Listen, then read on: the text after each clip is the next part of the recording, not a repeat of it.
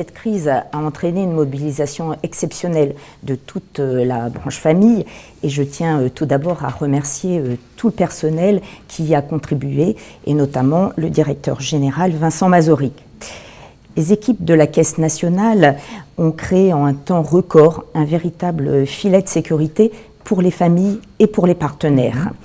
Alors, dès le 17 mars 2020, le conseil d'administration de la CNAF s'est organisé pour travailler en téléconférence, mais examiner et adopter surtout les premières mesures d'urgence, donc dès le premier jour du confinement. Donc, je commencerai peut-être par les dispositifs d'aide pour les partenaires. Nous avons eu comme priorité absolue, alors équipe de la Caisse nationale, mais également les CAF et les administrateurs, de s'assurer du financement de tous nos partenaires, afin qu'ils soient en capacité d'apporter, après la crise, les services aux familles, tels que l'accueil de la petite enfance, naturellement, mais également l'animation de la vie sociale, l'aide à domicile, la parentalité, la jeunesse. Et concernant la petite enfance en particulier, la branche famille est le premier financeur de l'accueil collectif du jeune enfant. Il était donc de notre responsabilité de sécuriser le financement et d'assurer ainsi la pérennité de l'offre d'accueil. C'est plus de 820 millions d'euros qui ont été versés aux différents types d'établissements d'accueil du jeune enfant entre mars 2020 et juin 2021. Et pendant les périodes de confinement, ce sont plus de 96% du parc de places qui ont bénéficié de l'aide exceptionnelle à la fermeture. Alors, outre les aides aux partenaires, nous avons mis en place des aides aux familles. Alors, je commencerai par les aides décidées par le gouvernement. Alors, lesquelles ? Alors, plusieurs. D'une part, l'aide exceptionnelle de solidarité aux familles que nous avons payée le 15 mai. Nous avons eu une aide exceptionnelle aux jeunes précaires versée le 25 juin. Et ces deux aides ont été versées à nouveau le 27 novembre pour un total de 930 millions d'euros à près de 4 millions de familles modestes, ce qui fait que ça couvre environ 5 millions d'enfants et également à 550 000 jeunes. Alors, par ailleurs, la branche famille a débloqué ses propres aides vers les familles fragilisées par l'épreuve du confinement. Or, nous avons tout d'abord des aides financières individuelles d'urgence. Alors, pour ce faire, le conseil d'administration de la CNAF a revu sa doctrine en matière d'attribution des aides financières individuelles afin d'apporter une aide d'urgence aux familles en détresse. Et les CAF, sur le terrain, ont pu évaluer l'urgence sociale et l'utilité de débloquer une aide au profit de telle ou telle famille avec une très grande réactivité. Et je remercie d'ailleurs nos travailleurs sociaux. Nous avons versé ainsi plus de 30 millions d'aides d'urgence. Nous avons également des aides locales. Les CAF ont développé localement des dispositifs ajustés, adaptés à leur territoire. Deux exemples très rapides. D'une part, l'aide alimentaire versée en Outre-mer, donc à l'initiative des CAF d'Outre-mer. La prestation d'aide à la restauration scolaire a été versée, qui habituellement sont versées aux établissements, et bien là, durant la crise, a été versée directement aux familles ultramarines, et ce, soit sous la forme d'aide financière, soit à Mayotte, sous la forme d'une aide alimentaire directe. Ce sont 350 000 enfants qui en ont bénéficié. Et je terminerai par les paniers solidaires, une action mise en place en lien avec la mutualité sociale agricole qui a permis de financer la distribution aux familles fragilisées de paniers en provenance directe des agriculteurs. Mais alors, est-ce que vous avez vu du territoire. Et puis je conclurai, si vous me le permettez, toutes ces aides d'urgence à destination directe des familles ont permis de limiter l'impact social de la crise sanitaire et à cela, a été ajouté le maintien et la prolongation des droits. C'est une mesure vraiment très rassurante pour les allocataires dans cette période difficile. Justement, sur les prolongations de droits, le bilan financier de la période pour vous, pour la CNAF, qu'est-ce que c'est en fait? Quel a été l'impact, soit en termes de trésorerie, soit en termes de dépenses définitivement installées? Quel est l'impact sur la CNAF de cette période? Eh bien, sur la CNAF, ce sont les aides que je viens financièrement. Sur la petite enfance, je vous l'ai dit, c'est 820 millions d'euros, mais ce sont des redéploiements qui étaient déjà budgétés. D'accord. Une dernière question. Évidemment, pendant les confinements, alors le premier, le deuxième peut-être, vous avez dû fermer les CAF. Comment est-ce que vous avez continué? Alors j'imagine que c'est avec un accès au numérique qui s'est renforcé, mais comment est-ce que vous avez géré les prestations? Eh bien, effectivement, comme vous l'avez souligné, le fait qu'il y ait maintien et prolongation des droits, ça nous a évité des ruptures, même si nos accueils étaient fermés.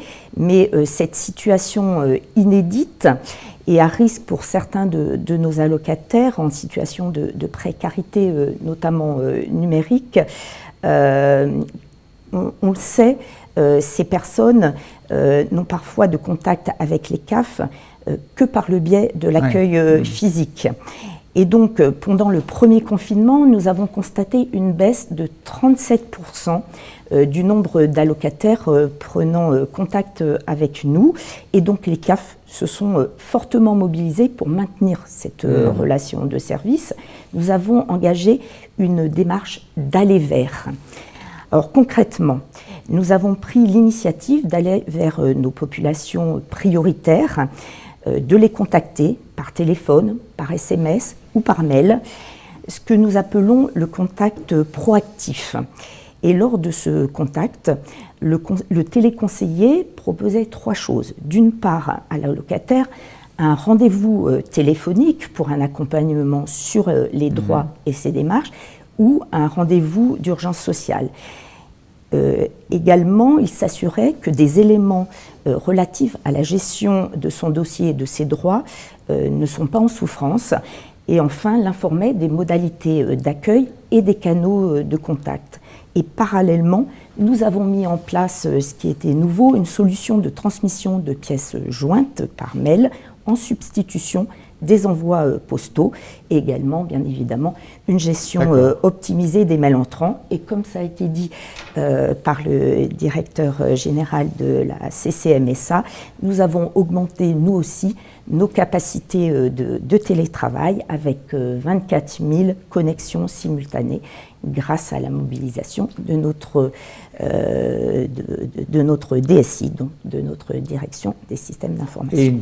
Toute dernière question pour vous, pour cette séquence, pour cette table ronde. Qu'est-ce qui restera des changements que vous avez impulsés dans l'organisation des caisses, de votre branche? Qu'est-ce qui va rester de ces changements après? En fait, beaucoup de choses, mais j'en retiendrai 3. D'une part, un modèle d'offre d'accueil de la petite enfance qui est questionné. Nous l'avons vu avec une nouvelle organisation du travail pour les parents. Finalement, le télétravail a impacté leur attente quant à l'accueil de leurs tout-petits. Et cette crise aura finalement accéléré l'ouverture de réflexion sur ce champ de l'accueil de la petite enfance au regard de ces nouvelles attentes. Donc, mieux anticiper les évolutions à venir et aussi trouver les voies et moyens d'amplifier la création de places d'accueil. Et nous avons notamment fait un plan rebond petite enfance doté de 200 millions d'euros. Alors ça, c'était mon premier point. Mon deuxième point, la simplification de la relation de service et les démarches proactives. Je viens de vous le dire, donc de passer d'une logique de guichet à une logique proactive. Et cette logique proactive, nous l'avons mesurée. Renforce la confiance des allocataires vis-à-vis de la CAF et crée une dynamique entre l'usager et le service public. Et enfin, je terminerai par le troisième point. une branche famille renforcée. Là aussi, nous avons eu une étude auprès de nos allocataires. Et qu'est-ce qu'il en ressort? Des choses très intéressantes. D'une part, la fermeture des accueils des CAF n'ont pas été sans effet sur les allocataires.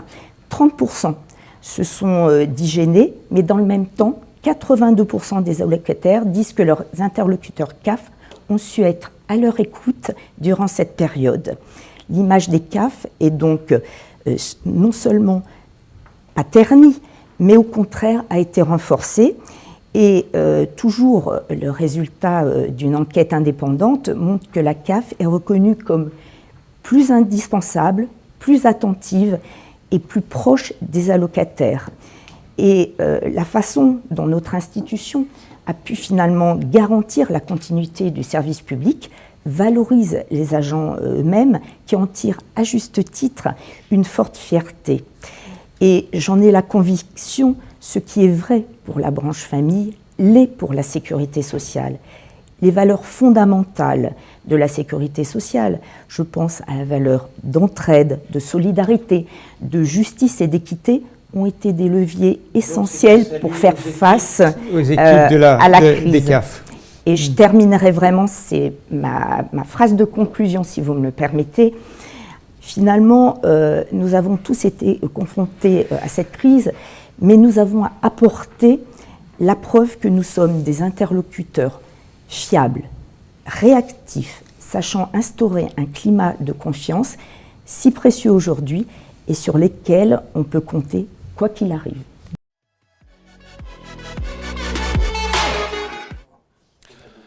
Mesdames, Messieurs, chers tous, je suis très heureux d'être présent devant vous aujourd'hui pour célébrer l'anniversaire de notre bien commun, la sécurité sociale. Il y a 76 ans, l'ordonnance du 4 octobre instituait la sécurité sociale, sur fond déjà de traumatisme et de reconstruction économique. Depuis, la solidarité nationale, l'universalité, la justice sociale guident le système français et font de la sécurité sociale une valeur commune et un pilier de notre pacte républicain. À chaque étape de cette épreuve majeure de la pandémie, la sécurité sociale a démontré sa force, sa solidité. Elle a prouvé à ceux qui pouvaient en douter qu'un système de protection sociale robuste est la meilleure réponse aux défis de notre temps. Prendre en charge les risques sociaux, médicaux, professionnels rencontrés par chacune et chacun d'entre nous, voilà la promesse chaque jour tenue par la sécurité sociale. Cette sécurité sociale, dont nous célébrons aujourd'hui l'anniversaire, serait bien peu de choses sans les 150 000 collaborateurs qui la portent, l'améliorent et la renforcent chaque jour. Elle repose pleinement sur leur énergie et sur leur engagement. Et je tiens ici à vous remercier, toutes et tous, parce que les agents des caisses ont été pleinement mobilisés dans des conditions difficiles, même dans des conditions pénibles. Votre travail se fait souvent dans l'ombre, les médias n'en parlent pas ou ils en parlent peu, mais sans vous, sans votre engagement, la protection sociale serait une grande machine abstraite et désincarnée. Je veux dire aux agents de l'assurance maladie, des allocations familiales, de l'assurance retraite, de l'URSSAF, de la CNSA, de la MSA et de tous les régimes spéciaux qu'ils sont les acteurs indispensables d'une protection sociale dont nous sommes fiers et à laquelle les Français, nous le savons, sont très attachés. Si la tempête n'est pas terminée, l'espoir de naviguer bientôt sur une mer plus calme est aujourd'hui permis. L'heure n'est donc pas au bilan proprement dit, mais nous retenons déjà que dans un pays mis à l'arrêt, notre système de protection sociale a prouvé qu'il était efficace et réactif, capable de construire des dispositifs d'aide et d'accompagnement inédits par leur ampleur. La sécurité sociale, en redoublant d'efforts et de mobilisation, a continué d'offrir la meilleure protection à tous les Français, aux soignants comme aux soignés, aux travailleurs comme aux retraités, aux entreprises comme aux salariés, aux parents comme aux enfants, aux bien portants comme aux malades. Lorsque certains de nos voisins faisaient payer les tests PCR, les Français ont pu en bénéficier facilement et gratuitement. À la fin de l'été 2021, 135 millions de tests avaient ainsi été réalisés. Ensuite, nous avons soulagé le quotidien des familles, particulièrement touchées par la crise, en versant des aides exceptionnelles et en prolongeant automatiquement de nombreux droits. Au total, 3,5 milliards d'euros d'aides directes ont été versés à plus de 8 millions de Français, sans tenir compte de la distribution de masques et de matériel scolaire. De la même manière, nous avons soutenu les modes d'accueil du jeune enfant grâce au versement d'aides exceptionnelles aux crèches et aux maisons d'assistants maternels en difficulté. Je pourrais également parler du dispositif d'indemnisation journalière à destination des salariés et des non-salariés qui n'ont pas pu exercer leur métier pendant cette période, ou encore du report exceptionnel de cotisations, autant de mesures qui prouvent que cette institution, bien loin des caricatures, a su s'adapter à l'impensable. Plus encore, la sécurité sociale s'est montrée innovante pour endiguer l'épidémie. Elle a utilisé des méthodes inédites, de contact tracing pour intervenir le plus rapidement possible auprès des patients zéro et casser les chaînes de contamination. Aux Jeux Olympiques de Londres, pour la cérémonie d'ouverture, une chorégraphie a représenté la NHS. Alors je ne désespère pas de voir la même chose avec la Sécu française pour l'ouverture des Jeux Olympiques de Paris en 2024. Mais blague à part, la crise sanitaire a été un accélérateur. Le numérique, déjà largement développé par tous les acteurs de la sécurité sociale, a fini de prendre son envol pendant cette crise. Remboursement des soins, accès aux comptes famille ou retraite, ouverture de droits en ligne. Tous vos services sont aujourd'hui dématérialisés et ils ont pris tout leur sens dans cette période confinée afin de poursuivre vos missions de service public. Dans la crise, la sécurité sociale a systématisé et diffusé le recours au numérique dans l'offre de soins en développant considérablement la téléconsultation grâce au remboursement intégral des frais qui y sont associés. De 10 000 téléconsultations par semaine, nous sommes passés à plus d'1 million lors de la première vague. 76 ans après sa création, la sécurité sociale a surtout montré qu'elle était capable de se réinventer, de se moderniser et de s'adapter à son époque et à sa démographie en instituant un 5e risque, celui de la perte d'autonomie. J'étais très fier de porter la création de cette nouvelle branche, pas pour le simple plaisir d'agrandir le champ d'action de la Sécu, mais parce que dans toutes les familles de France et de Navarre, la perte d'autonomie est un sujet de préoccupation, d'inquiétude et même d'angoisse. Notre société vieillit. Il faut accompagner cette révolution démographique. À ce propos, le renforcement de la prévention des accidents du travail et des maladies professionnelles constitue, nous le savons, un enjeu très fort pour les professionnels du grand âge et de l'autonomie, ce secteur étant marqué par une sinistralité 3 fois supérieure à la moyenne, tous secteurs d'activité confondus. La crise sanitaire pose également la question du futur rôle de la sécurité sociale, parce qu'après une épreuve comme celle-là, il n'est pas inutile de regarder l'avenir et surtout de le préparer. Je vous rassure, c'est déjà le cas. Je pense ici aux enjeux du digital, à l'accélération du virage numérique.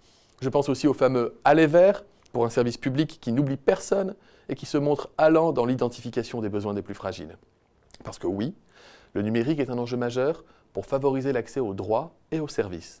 Mais s'il fonctionne également à la sécurité sociale grâce à la présence dans les territoires de ces 300 organismes, à l'accueil physique ou téléphonique qui se poursuit, pour continuer à accompagner chacun et notamment les plus fragiles. À court terme aussi, la sécurité sociale doit mener une réflexion sur la soutenabilité de sa dette. La crise que nous traversons est d'une ampleur inédite, avec un impact majeur sur les finances publiques en général et sur les finances sociales en particulier. En 2020, le système de protection sociale a connu un déficit sans précédent et devrait rester fortement déficitaire dans les prochains exercices.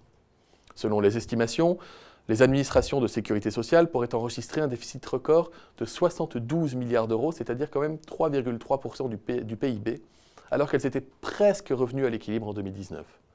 Ce déficit, il est dû à l'effet ciseau d'une contraction des recettes, en raison de l'arrêt de l'activité économique, associé à une augmentation des dépenses.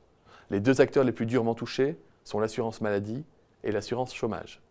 Cette situation inédite amène à réfléchir sur la trajectoire des comptes courants à venir, qui, faute d'un retour à l'équilibre rapide, risque de susciter une nouvelle dette sociale. À plus long terme, la sécurité sociale a vocation à se transformer et à connaître 2 grandes transformations. D'une part, une diversification et une modernisation de ses missions pour simplifier la vie des assurés et des agents. D'autre part, la crise nous a amenés à repenser l'assurance maladie obligatoire et interroge l'articulation la plus efficiente avec les complémentaires santé au bénéfice des assurés. C'est pourquoi j'ai demandé au Haut Conseil pour l'avenir de l'assurance maladie de creuser les enjeux opérationnels et financiers de différents scénarios d'articulation entre l'assurance maladie obligatoire et complémentaire, dont celui de la grande sécurité sociale. Les Français, ils sont particulièrement attachés, je l'ai dit, à leur système de protection sociale. Et plus que jamais, ils ont été conscients de la chance qu'ils avaient de vivre dans un pays où les solidarités veulent dire quelque chose. La sécurité sociale à la française représente bien plus qu'un système de protection sociale. C'est une vraie conception de la vie. En France, lorsqu'un patient entre dans un hôpital public, nous lui demandons ce qu'il a et pas combien il a.